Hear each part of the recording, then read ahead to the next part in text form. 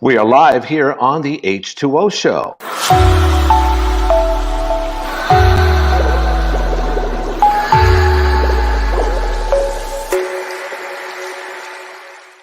It is Wednesday, the 3rd of March, and I have the honor of speaking to someone from Central New York right now. Her name is Michelle Howe, and she is the founder and president of Empath Evolution. Michelle is a powerful teacher and a channel of high vibrational healing energies. She inspires and guides heart-centered individuals to stop the energy drain. Like on this Wednesday, I could attest to that. There's a lot of drain going in this head as we speak. And she also is there to release emotional pain and embrace your evolutionary path. And without further delay, let's talk and show Michelle Howe. Thanks for being with us today. Thank you. Thank you for inviting me. So today is an emotional day. I mean, I didn't lose anybody. I'm still here. I have all 10 fingers, but it's interesting. I don't know about you, Michelle. Over the years, everyone always blames Monday for the worst day of the week. Sometimes Wednesday is the worst day of the week. I just came from a place where there was someone that was upset that she was misunderstood and she had a tremendous amount of work. And then I realized, you know what, I'm going to be speaking to someone about this. And just as I read this, I'm looking at, of course, just someone who is looking to release emotional pain and embrace. She was looking for me. I was like, hey, can you believe I'm dealing with all this? I said, I have someone for you. So, Michelle, you deal with that all the time. So what is emotional strain these days in the era of COVID-19? Ooh. In the era of COVID-19, it's gone up 3 octaves at least. Because, people say it's stress, and it is, but it's emotionally, you're up, you're down, you're up, you're down. Your head is thinking this way, then it's thinking this way. Like there's not a steadiness about our life during this time. And it impacts some more than others, depending on what you've got on your plate and what you're dealing with in your life. Plus, what are your skills? Like most people don't think about emotions as emotional intelligence. How do I manage my life so I'm not up and down like a yo-yo all day? Basically, we're responsive to what shows up. And some days it looks like a tornado just showed up at the office. Yeah, it does. It does. Yeah. So prior to COVID-19, we all have day-to-day stress, working in 50, 60 hours a week. Something will go wrong. So how do we escape that? I mean, again, putting COVID aside, we all have challenges at any given time.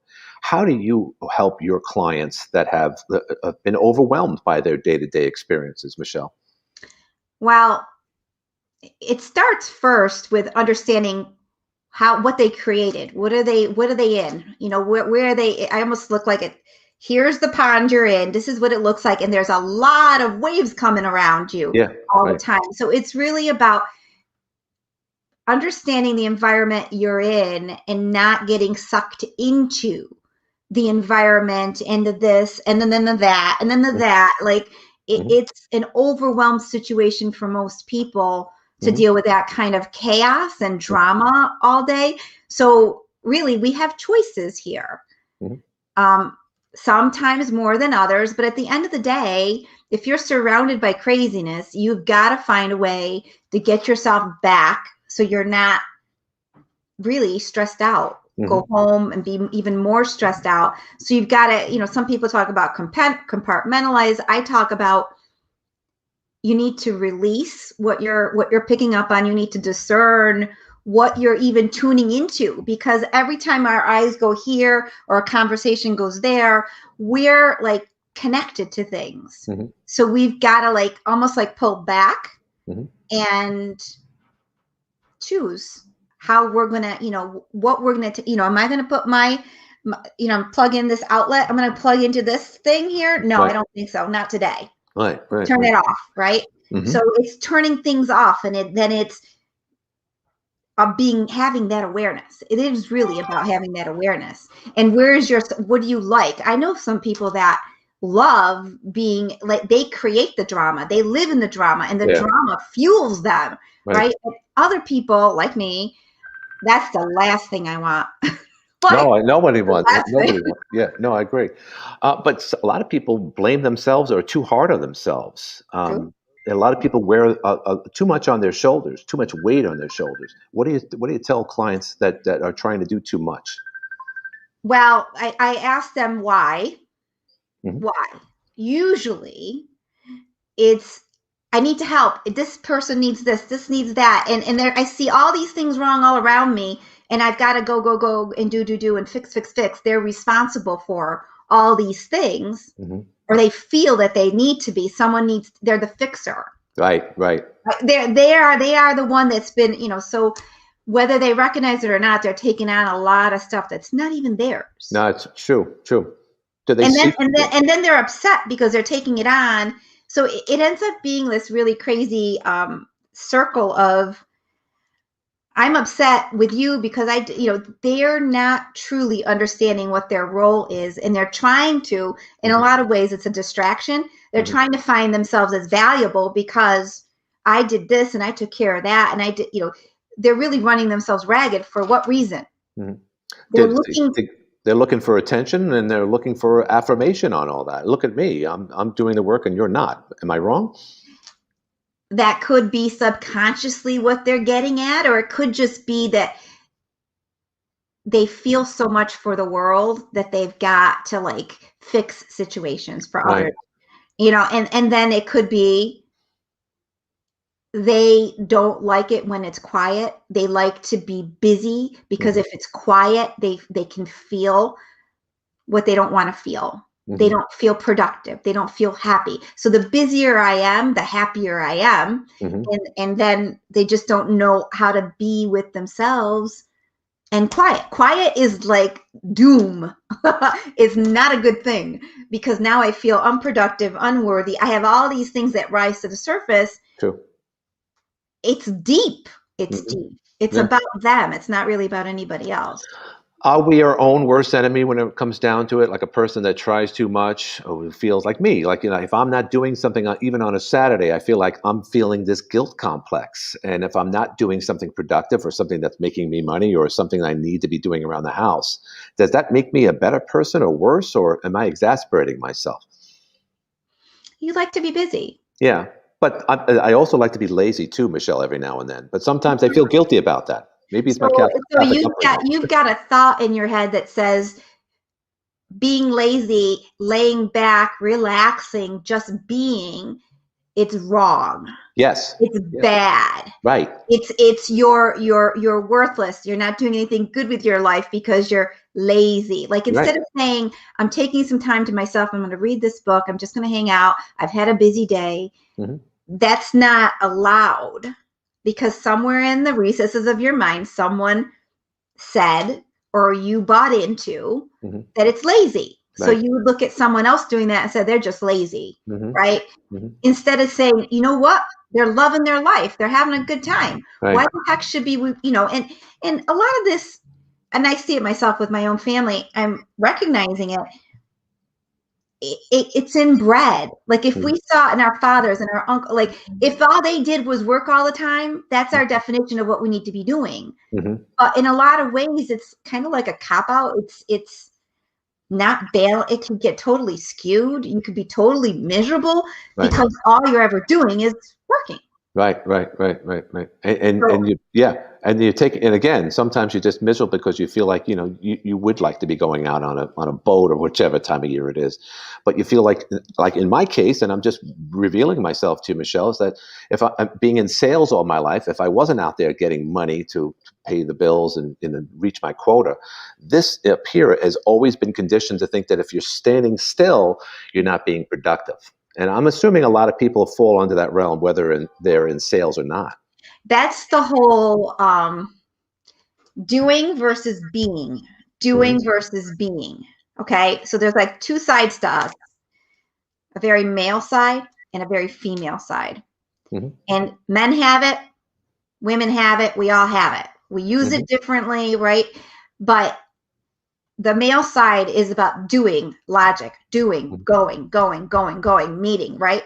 Right. Female side is about feelings, Hmm. being in the feelings, receiving, savoring, beauty. It's there's that whole emotional side to us. Right. Right. Right.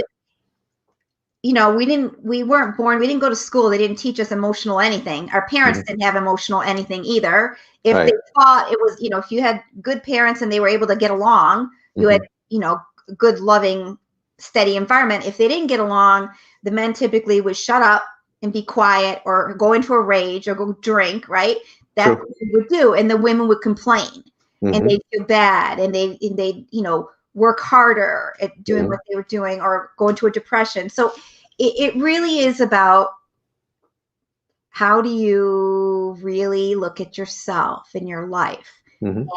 and what is healthy and what is not healthy for you. Hmm. And the more we ignore how we feel, Hmm. it's almost like we're not paying attention to other parts of us that really matter. Hmm. Hmm. So you can't force people to want to do that because No. they typically don't want any part to do with it, especially if they're very logical. Hmm. This isn't important or necessary. Just fix the problem, male energy. Just fix the problem, Right, right, right. right? Well, I mean, it's the same thing what you were just talking about when there's an affair, and the man will say, "Oh, it was only sex," and said, "Well, did you?" And then the woman would say, "Well, did you love her?" And I think that describes the difference Mhm. between men and from Mars and women from Venus, that they are on the side of, oh, were you emotionally attached to her? No, she just had a hot body and I was drunk. That's not a great answer, by the way, Michelle, but I think that is the difference between us. Is that a good enough analogy or description? That's Or an interesting analogy. well, you hear it all the time. You put on the soap operas at any given time, and oh no, it wasn't that at all. She was just there. She was wearing a bikini, and one thing led to another. I said, "But do you love her?" No, of course not. What are you kidding me? Well, Yeah. I think women are more in tune with feelings and they Yes. connect sex to feeling a lot easier than men do. And Hmm. in some ways, I think men are attracted to women because of that, because Hmm. we're the total opposite of one another. Hmm. But, I'm sure there's a fair amount nowadays of women who look at sex as just sex. But Yeah, it's true. if you ask me, I mean, my upbringing, it's very hard not to get emotionally caught up, Hmm. but I'm coming from a woman's perspective on Sure. what that would be. Mhm. Um, and I suppose I really don't know what a man would do with it. Well, I can tell you, it's different, and I think you're right. A lot of that has changed. It goes both ways, especially in the 21st century. It's not what it used to be. But let me ask you: when a client comes to you and says, "Michelle, I have issues. I have all this, this emotions that's been building up. I'm not appreciated at work, or it could be a myriad of things." So that's the first day they walk in to your office. Walk us through the process at that point. What do you tell them? It says, okay, in order for me to make you feel more relaxed and be the person that I think you should be, we're going to have to do some this, that, and the other thing over the course of, say, a couple of months, whichever. Tell me, if you could, as a quick outline, what people would expect when they speak to you and about your services, Michelle. So I never tell people how they should be. Okay. You know what I mean? Basically, it's them finding a place where they're comfortable. Like they're coming to me because, first of all, they have to be open to spirituality in some way, Okay. right? They want to connect with their heart, right? Hmm. So that's a big thing. They don't feel whole. They Hmm. feel like something is on them, something is weighing on them. Life is not coming together too great. So they have to be in a place where they really want to go deeper within themselves because it's Right. their journey. The second thing I do is say, okay, tell me the story. What is the story? Sit Hmm. down, type it up. What is the story looking like? Right. And don't censor it, just let it go. Okay. And then I look at the story and I'm like, look at the story. And I underline where things are rigid, unforgiving. Um, there's like a break. They can't get their arms around it. Like where there's trauma, where there's pain, that's where I hone in on. Hmm. And then those are the points when we have our sessions that we're re-scripting, yes, but it's more than that. It's giving the person an understanding of what actually is it. Like I see patterns when I look at the writing. These are the patterns you have. You want Hmm. to change those patterns. The more you know what they are, and we Hmm. tweak it to do the opposite, and you come up with why you do what you do. We all do what we do for a reason. Hmm. We don't always know what the reason is, but the moment we know the reason, we can change it. Right. right, right. So everybody comes in with different issues, different concerns, but is there an overall common denominator between people these days? In other words, do you see the same type of day-to-day things that are affecting people and their emotions? The ones that I see are definitely they are feelers. They Okay. have felt a lot, and they have not felt, they've been almost like put down for feeling that much Right. in the world, and they Hmm. haven't known what to do with it. So a lot of times they have, I want to say, absorbed, like the trauma is stored. Hmm. They're Right. not talking about it, it's not there, but they feel weighed down by it. So it's Hmm. like, um, typically, if they get another big hit from somewhere, Right. then it pushes them over the edge, and they're filled with so much emotion. They are in pain, Right. Right. and they need to do something about it. So I don't know that that's the only common thing that I see, is that they're trying to survive in a world that's not about the heart and not about feeling, and they hide it. And Hmm. how long can you hide something for? Right, right, right. Well, I mean, if we could just walk through, say, an example without mentioning names and whatnot, someone that you worked with recently that did have emotional baggage, that couldn't figure out why they were upset about things, the fundamentals that you bring to the surface. Can you give us an example of one that went through this whole process with Oh you, Michelle, and yeah. how that was successful? Oh yeah. So okay, tragedies bring up a lot of grief, right? Yes, they do. How do you go through that? So I call him my favorite client. It's a he, Hmm. and he always knew he was a little different, but he he's tough. He's a Hmm. tough guy. He went through a lot of trauma. He came from a dysfunctional family, and then a divorce, and then he had a cancer scare. But all along, and he actually got diagnosed with anxiety disorder, like a very severe anxiety disorder.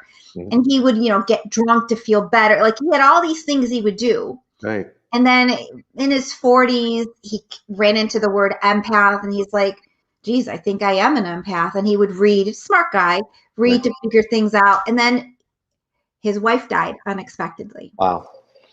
Unexpectedly. He wakes up in the middle of the night, and she's dead on the floor, Awful. basically.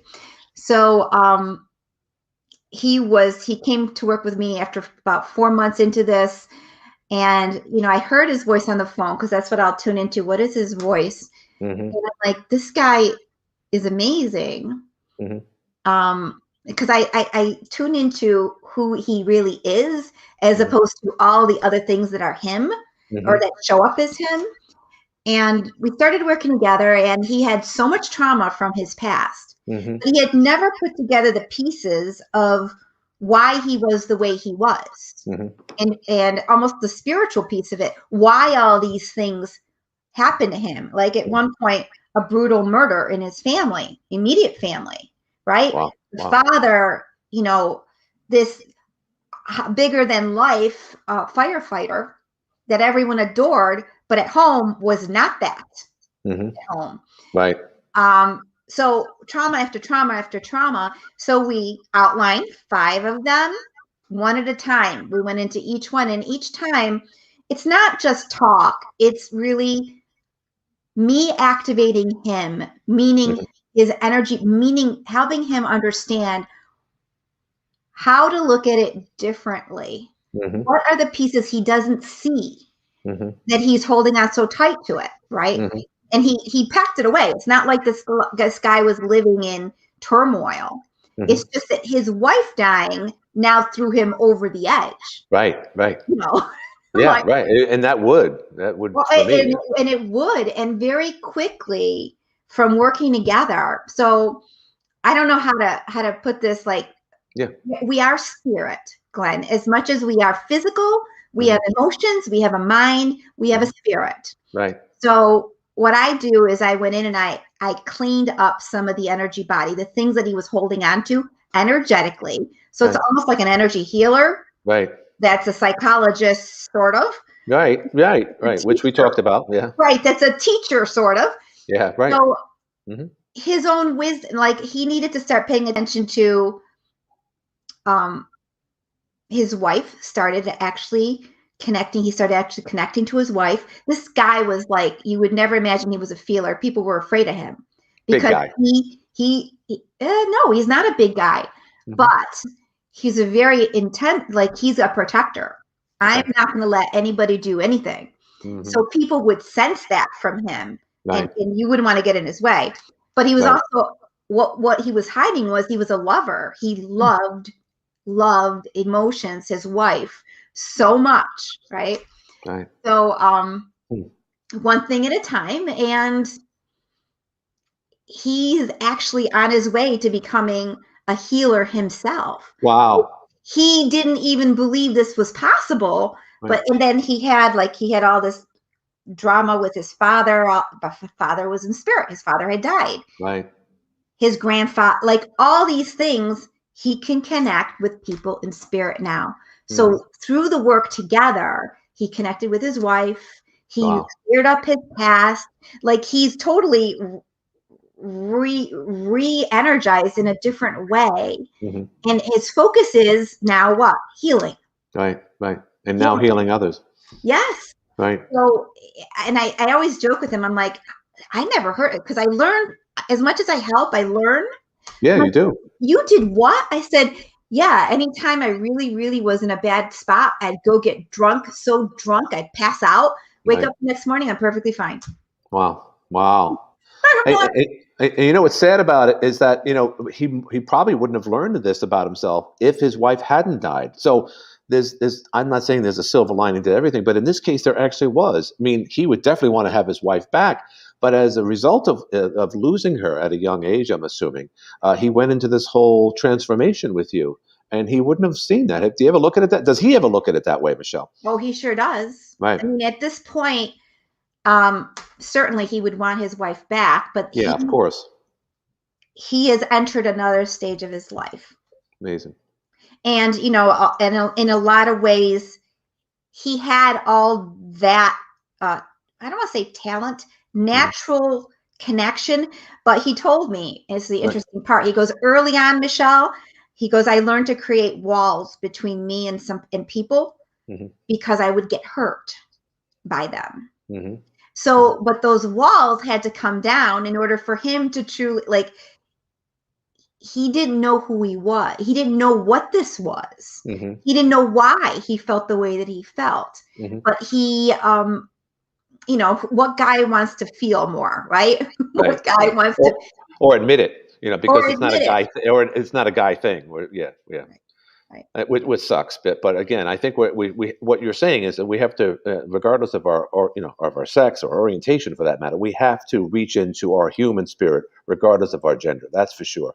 And guys, especially I'm assuming a rough, tough exterior guy like him, who you felt you couldn't get through to, he didn't want any help. Probably you changed his life, so that must be a great feeling for you, Michelle, knowing that now that he's a healer. Let me ask the question: what time frame and how long do sessions, for instance, with this gentleman take? Again, I asked you earlier, are you similar to a therapist or a psychiatrist? And I would like to ask you that question again. But did you sit down with this gentleman on a weekly basis over the course of several months to So, resolve this? so it's first of all, it's a work in progress, Hmm. right?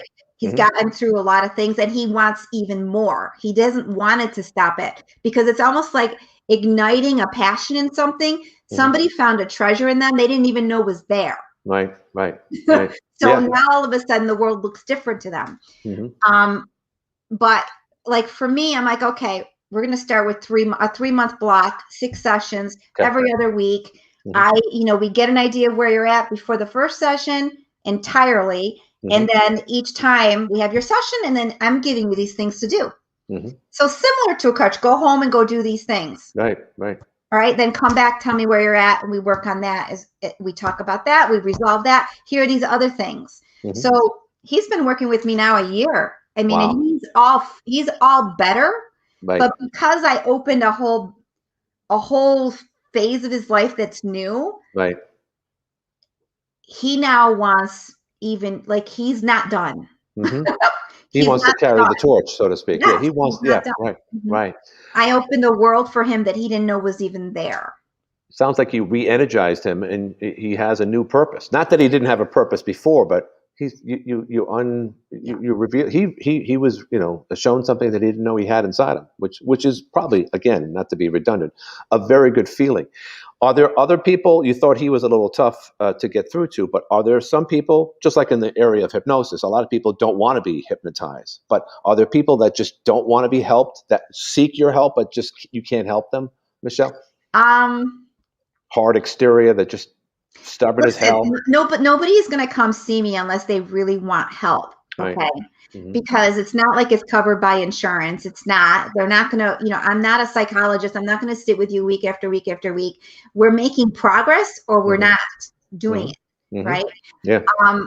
So there's that stipulation Mm-hmm. in working with me. Mm-hmm.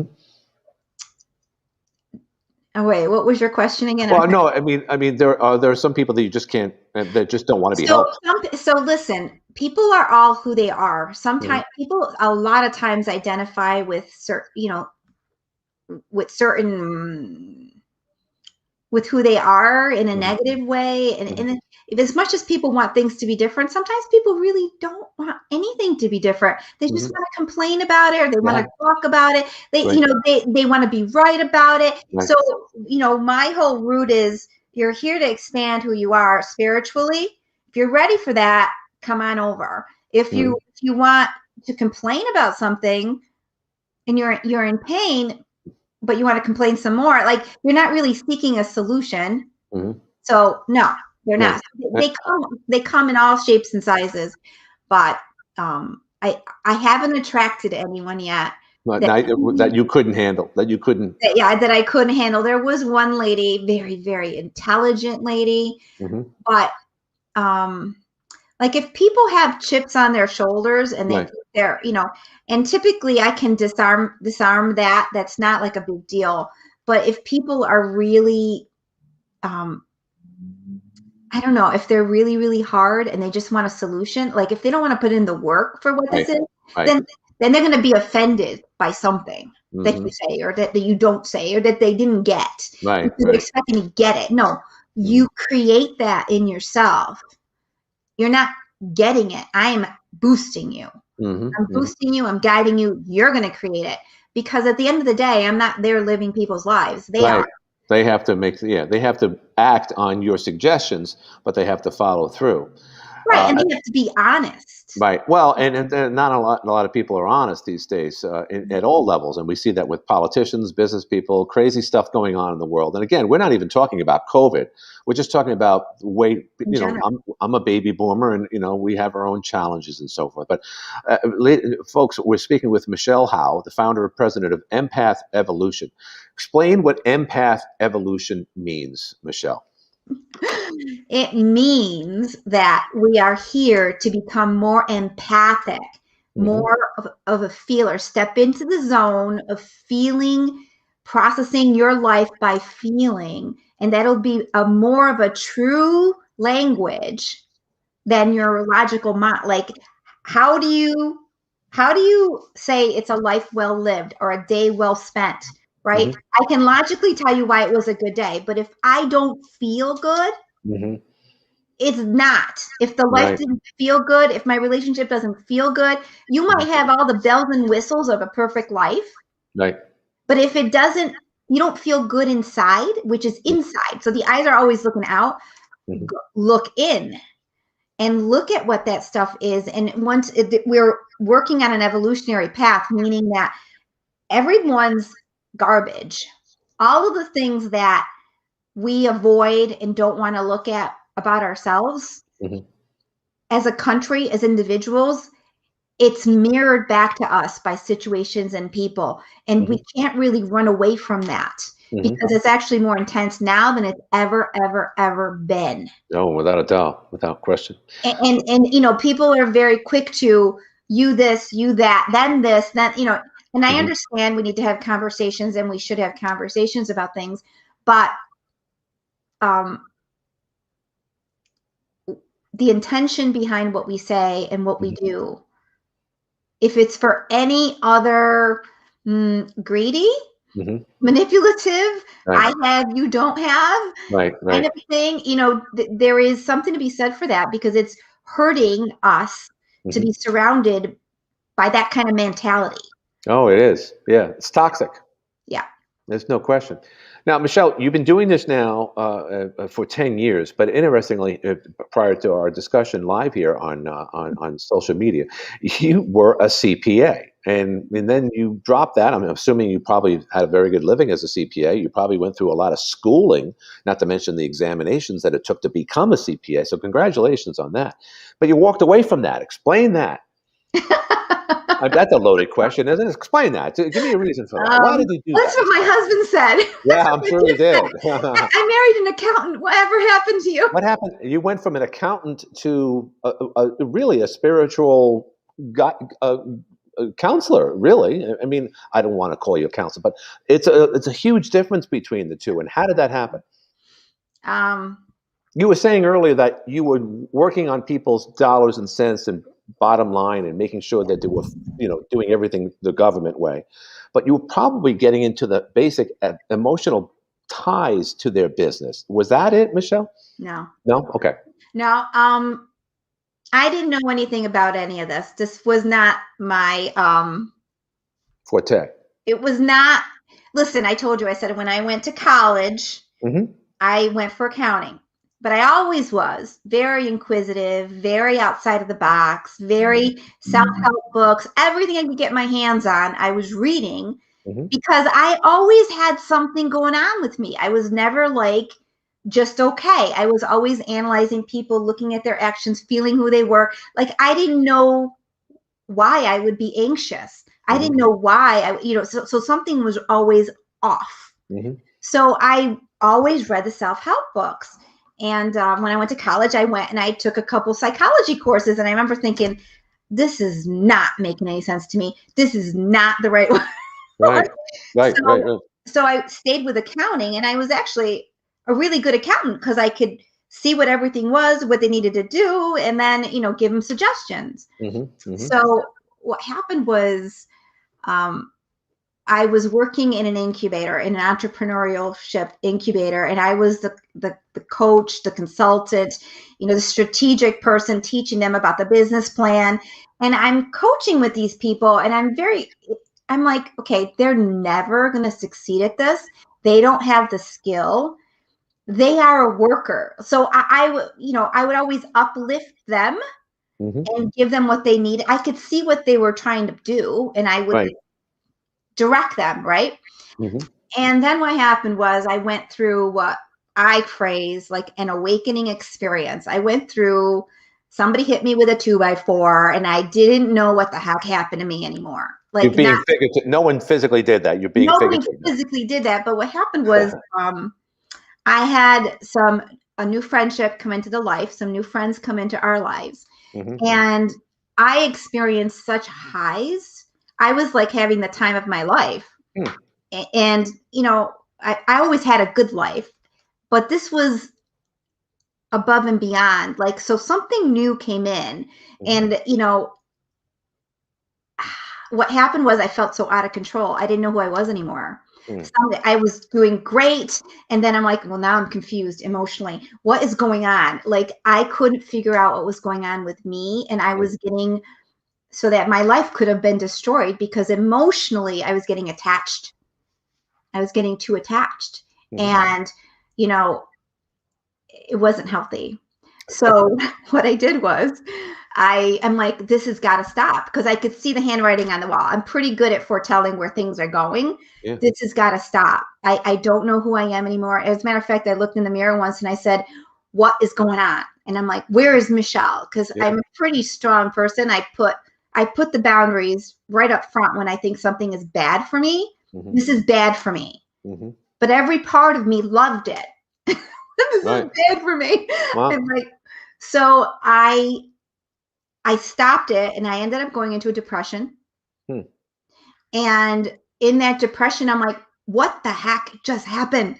I'm like, this cannot happen to me. I'm 40 years old. I'm like, and how could I be twisted in a knot this way? Mm-hmm. Mm-hmm. So that's what started I went crazy trying to find the solution to what this was. Hmm. And I ran into, funny enough, I had a psychic reading, and the lady goes to me, she goes, "You can't hide your light underneath the bush, Michelle." And I'm like, "What are you talking about? I don't understand what that is." "What are you talking about?" Right. She goes, "You have the capacity to heal, to help other people, and you need to use that." I'm like, "I don't know what you're talking about." Mm-hmm. So then and then she explained why I went through what I went through Mm-hmm. and how it all fits in, because then I found 30 traits of an empath, Mm-hmm. and I had most of those 30 traits. And basically, people tell you their Right. stories without even asking, you're not friends with them.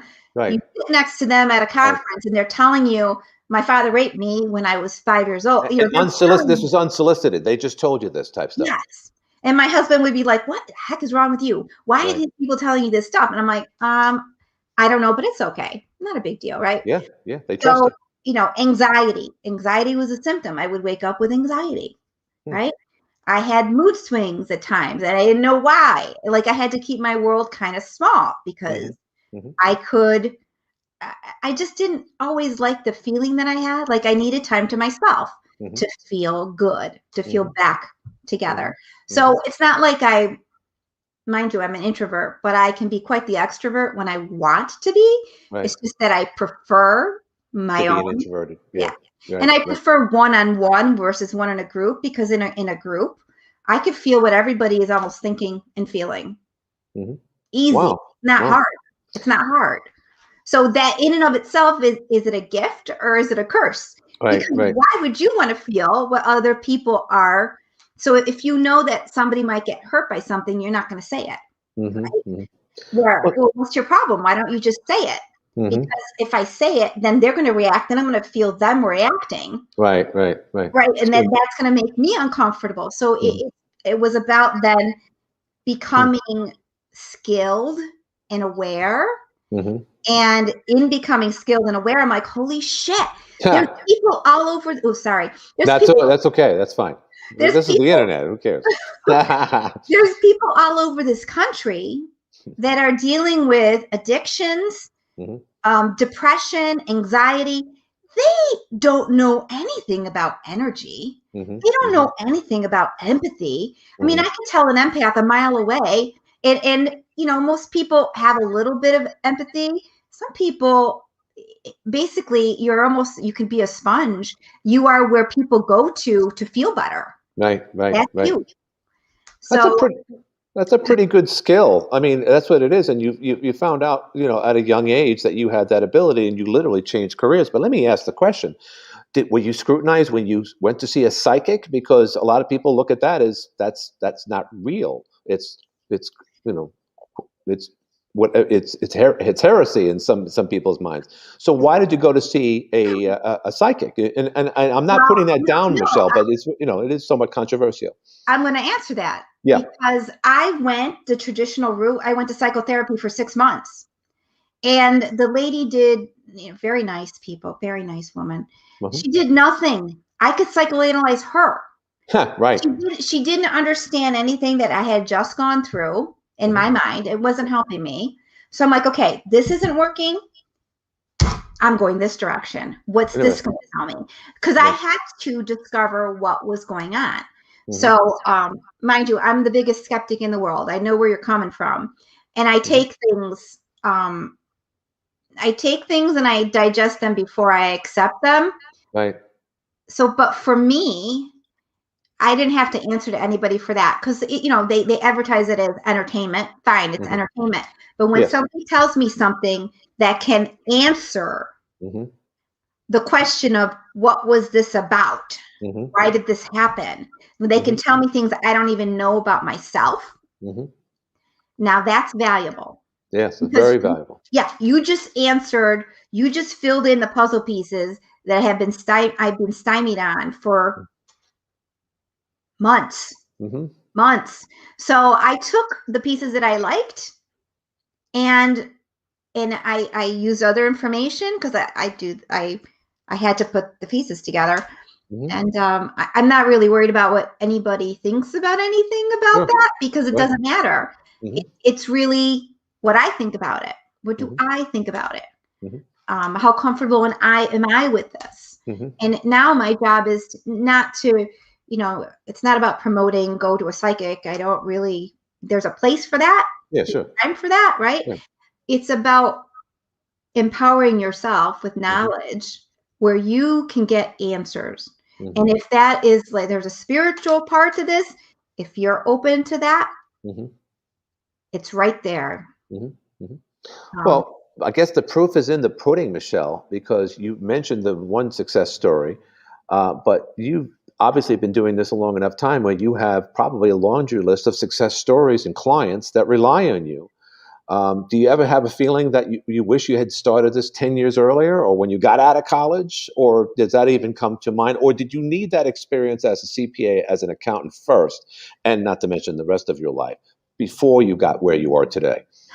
well, there's a timing to everything, Glenn. Hmm. There's a Hmm. timing to there's a reason for everything. Hmm. And I had to have my children. And I had to, by the time I started this, I was 40 years old when I Right, started this. right, So my children were already middle school, going into middle school. It right. gave me, you know, it has, I don't want to say taken over. That's too strong of a word. I've Hmm. been very dedicated and very passionate about what this is. This isn't like a part-time thing for me. The Hmm. spiritual part of this, I went in and learned all kinds of energy healing modalities. Not that I didn't do it to use the modality. I did it because I want to know more and more and more. I was just from the inside wanting to know what this is and live Hmm. it. Hmm. So I really kind of changed. I changed a lot when this came my way. Hmm. So I Hmm. think in the early days in my career and whatnot, and I do think the accounting was appropriate for them because it taught me about structure. I'm very analytical. I'm Sure. very much about putting the pieces together in a way that makes sense, that's logical, right? Hmm. But what was I saying? Those skills, like what I think I'm growing with Empath Evolution and my vision is bigger. So I want it, that financial part of it is Right. an important part to have as an entrepreneur. Very much so. And not to mention, as a CPA, I'm sure it paid a lot of bills. It was a good, you were a good Oh, provider it was along with good. your husband. But I could see your husband saying, "Whoa." I mean, Mhm. I have a stepdaughter that did very well, and she went to Cornell, and she went to Boston, had a six-figure job, and then one day she says, "I want to be a veterinarian, like my like her father." And I'm not the veterinarian. I married into all this. But she did it, and it's the greatest decision she ever made because now she's where she wants to be. I'm assuming you feel that way about yourself, Michelle. I mean, we can call it a calling, and perhaps it is. But could you see yourself doing anything else right now?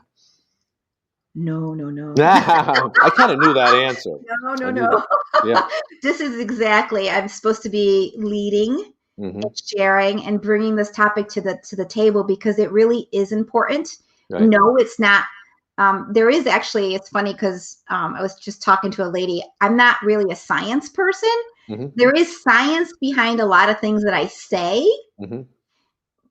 but I'm not really a natural over talking and bringing in the science to prove different things. As a matter of fact, when people start proving things to me Hmm. and with a logical mind, I turn right off. Like, I don't want to hear that. Hmm. I can feel if what you tell me is true. Really, but Yeah, you could tell someone is genuine. absolutely. Really. Oh, I can So. tell where their heart is in it. Like it's almost like the logical is fine, but at the end of the day, I'm not living based on logic. I'm Mhm. living based on heart. Right, right, right. And So there's and a your place. and your own intuition. I mean, you Yeah. have this feeling inside. I mean, I'm just picking out a movie because I'm a big movie guy, but Whoopi Goldberg in Ghost, she had that. She didn't know she had the ability to talk to dead people. You have the ability to find what people are thinking because we talked about this prior to this broadcast. That you have a general sense of when a person walks into a room. I'm assuming they'll have to start talking about themselves. But like you said earlier, a lot of people might come up to you at a public place, at a bar, and not for nothing, Michelle. I'm not to overstep you, but I have found the same thing with myself. Complete strangers or friends of friends that would just disclose incredible information to me, and I never passed it on to anyone else. I was like Alfred from the Batman show. So it was just, you're going to tell me that? That's fine. But it is something, it's very comforting to know. And in being in sales, that helps, that people confide with you. That must give you a true sense of power when someone tells you something off the cuff, very, very, I guess you could say, secret for others, but they just meet Michelle Howe and they say, hey, you know what? I had an abortion when I was 20 years old, and this is really dragging me down. Maybe not the best example, but that is something that people just don't talk about. I'm sensing that that's people gravitate to you for that. It's what they're gravitating to is they're able to not be judged. Okay.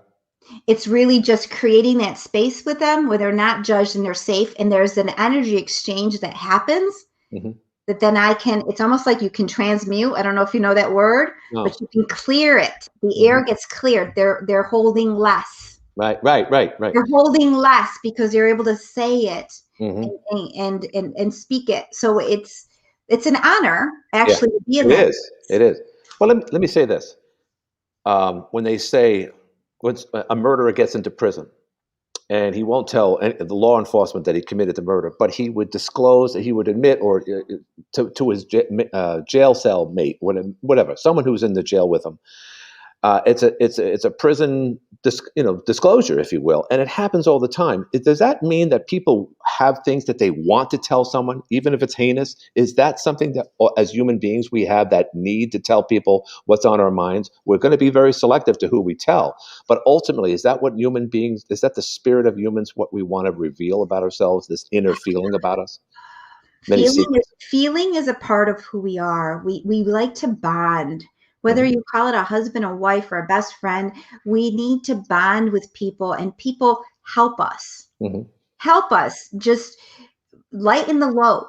It's about lightening the load and understanding. It's like their compassion gets activated and the love gets activated. And on a higher level, we are not all separate. We are all connected. So when you talk about consciousness and people and humanity, like when more of us start being and operating from a higher level of understanding, when we change that factor of empathy and compassion, everything changes. Because it's almost like toxic versus loving. Like the toxic can certainly spread, so can the loving. So, you're trying to tip the scales, and recognize what is toxic so you can stop those habits that keep you pulled into. So energy is magnetic and electric. You're going to, if you throw some nasty stuff at someone might throw that nasty stuff back at you.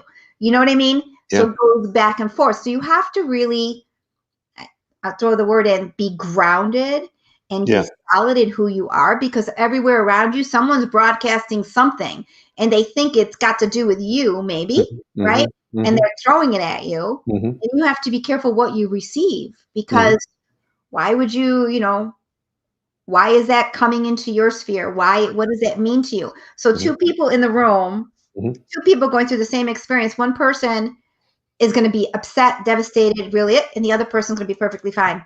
And why is that? I guess we're all different. Well, why that is because they don't hold the same energy to it. Like they don't attach to it. They're not upset by it. They're not looking at it and judging it. It's not a reflection of them. So every person on this earth is here to become the best version of who they are. So they pick people, friends and lovers and boyfriends and whatnot and kids to teach them to mirror back who they are. So, they're going to positively impact you or negatively. So it could become like a soap opera, or it could become, I'm going to spread some awesome energy to everybody here. So when you look at people and you recognize they have their own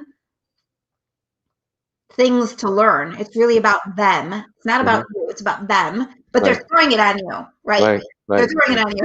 I'm like, right, right, right, right. or you're throwing it on them, and then you go back and forth, and then it becomes this crazy dance. Hmm. Well, it does, and not only that, but it can physically harm us too. It gets to the point where I've been to chiropractors. I don't go to chiropractors anymore, but I just felt like, yes, not doing enough exercise, not being out and about and doing stuff. That's one thing, but I think what's up here can really put that knot in your neck. I had neck problems, I had back problems. And now with COVID-19, like I said earlier, I guess there's a lot more stress on our bodies these days. And again, we've been through this now for a year, officially this month.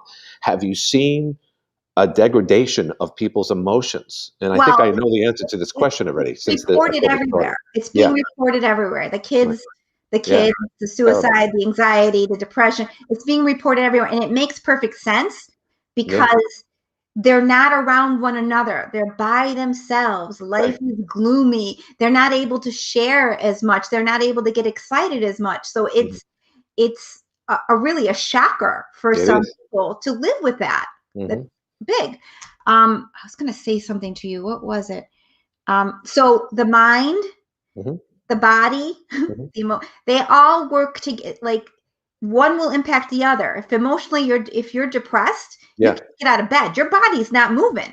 your heart rate, everything's affected by it. Your brain is fogged up. It just Yeah. doesn't. It can't. So it impacts every part of you. And if we usually people are so in their mind, they can think their way through life, Hmm. right? Hmm. And they can not pay attention to their body, Hmm. right?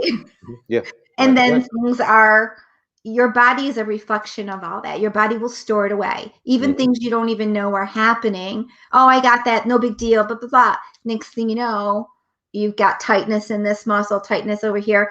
So a lot of the things that I teach, one of the main things I teach is to energetically clear your body.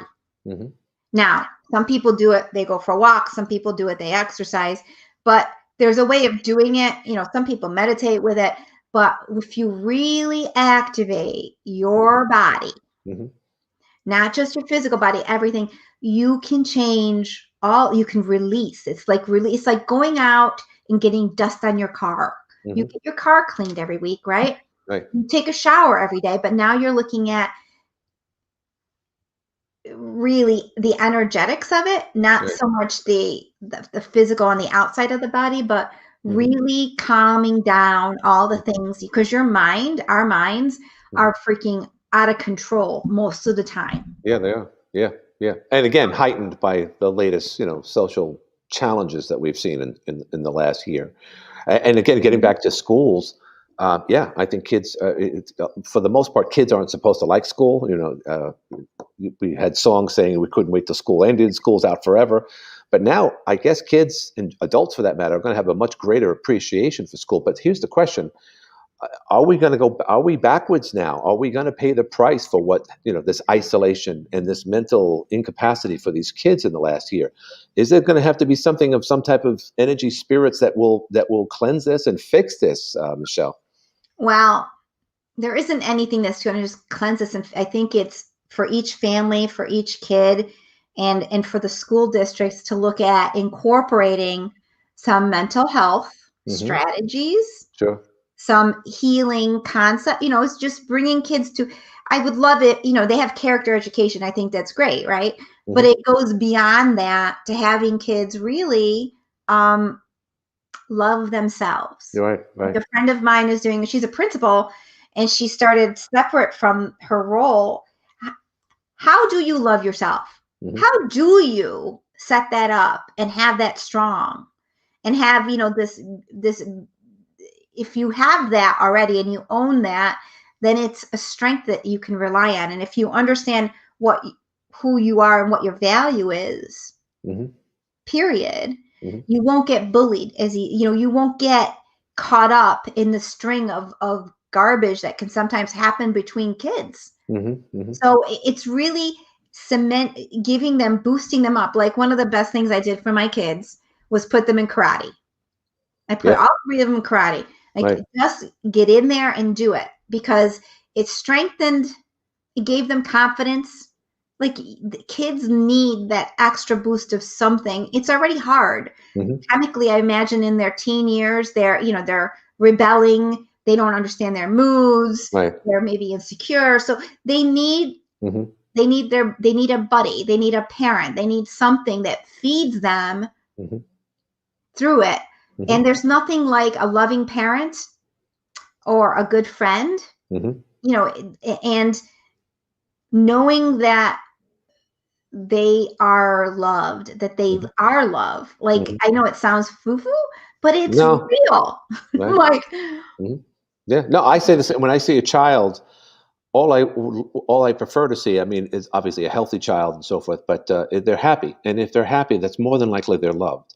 That's not always the case, and we can't always tell this if we see a smiling child and whatnot. But we've seen images, for instance, of young children in Iraq in recent decades where they're not smiling, and you know the horror that they've been through. But there's nothing worse than seeing a child that's depressed and unhappy. And there's obviously that's gonna pay. In my opinion, someone's gonna pay the price for that down the line. Obviously, that individual. I'm gonna tell you, it also has a lot to do with how the parents treat the child. Sure. How the parents are projecting on the child. We have to be really super careful what we say about who somebody is, because if someone's looking to be loved, or what they need to be loved, or what's wrong with them, you know what I mean? Right. And boost them, almost like tune into that whole empath, tune into what someone is living through, and give them the tools, or show them that you're there, and encourage them to go down a certain path. So it does take all the teachers. It does take all the staff. It does take everybody. We are all kind of navigating with one another. So if we have like a hospital and the doctors are under a lot of stress, which I imagine they are. Yeah. Right. Sure. So and then they run into the nurse that's catty this way or catty that way, and the wife that calls them, and you know what I mean? It's insane to have that kind of stress in your life, on top of already a really, what you're already doing. Job. Right. So, yeah. So you operate right out of Syracuse, if you don't mind me saying. What township are you in, Michelle? I'm in Brewerton. You're in Brewerton. Okay, so so you're somewhat close to Watertown. Now you got something coming up. I'm going to go to it right now, and if we're going to see if we can call this up, and there we have it. This is your website. And energetic awareness. You have something coming up. Explain this. This is a 2-hour. Boy, I really need glasses.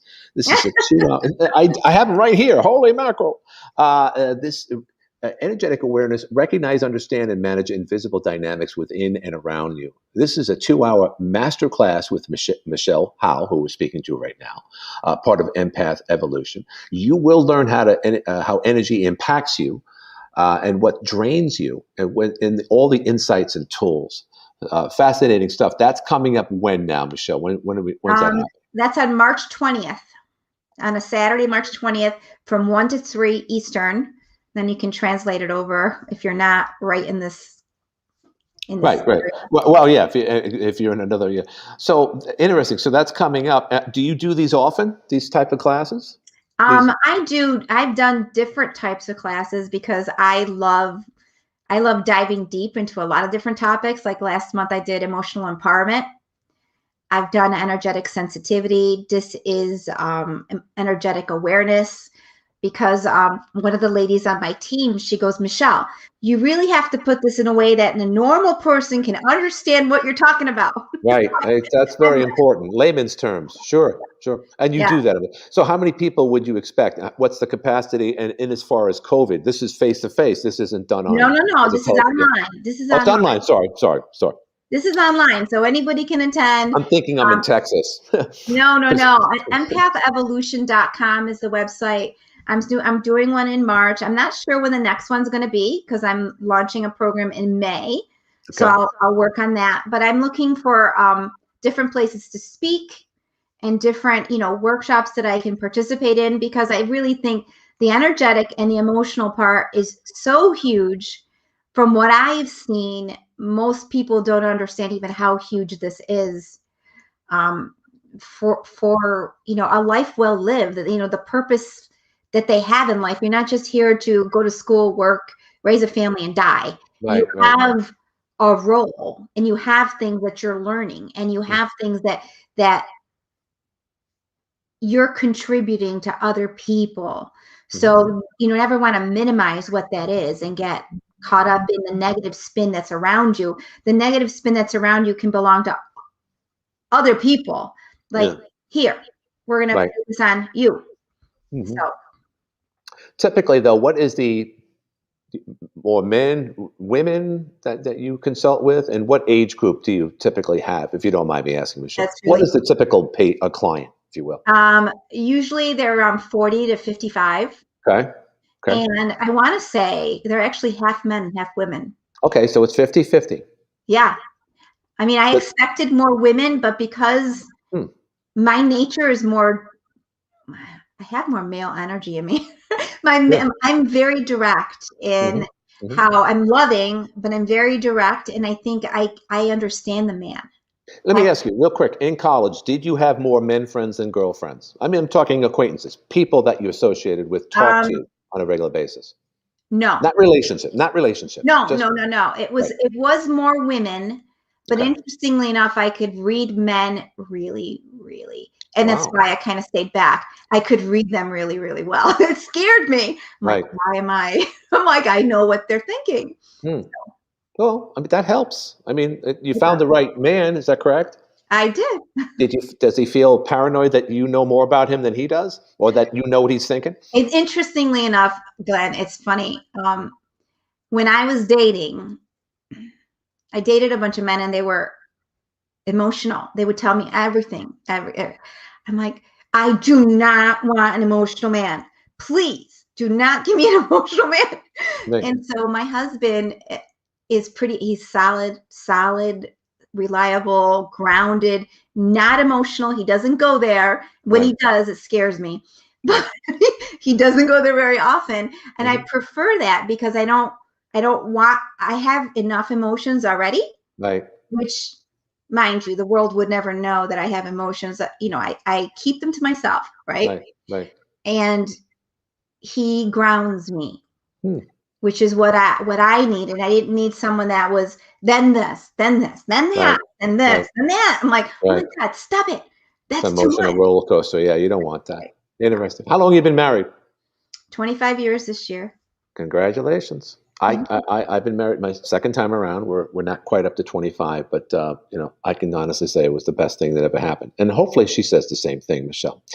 So we've been talking, Michelle J. What's your middle name? Is that Joanne, Michelle? What's the J for? No, Josephine. Josephine. Okay, I know. I have a friend of mine down in Queens. Her name is Josephine Acero, or Wendell. She used to be Acero. The founder and president of Empath Evolution, powerful teacher, and she shared a lot of her insight today. And again, that teleconference that you're having is later on this month. What's the date again on that, Michelle? March 20th. March 20th. So I'll have all the pertinent information about how people can contact you on the 2 posts. We're doing this on YouTube as well as Facebook.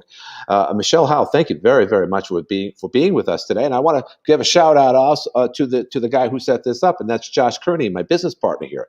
And I want to thank him for setting this up as well. This went very well, and I'm very glad we had this opportunity today, Michelle. Thank you. Thank you. Thank you. Stay on if you can. And I'm just going to finish off here. And thank you very much. Once again, another edition of the H2O Show here from Public Square on the second floor overlooking beautiful Public Square. I'm Glenn Curry, and keep in touch. We'll have more conversations like the one we just had with Michelle Howe. We'll be back soon with another conversation.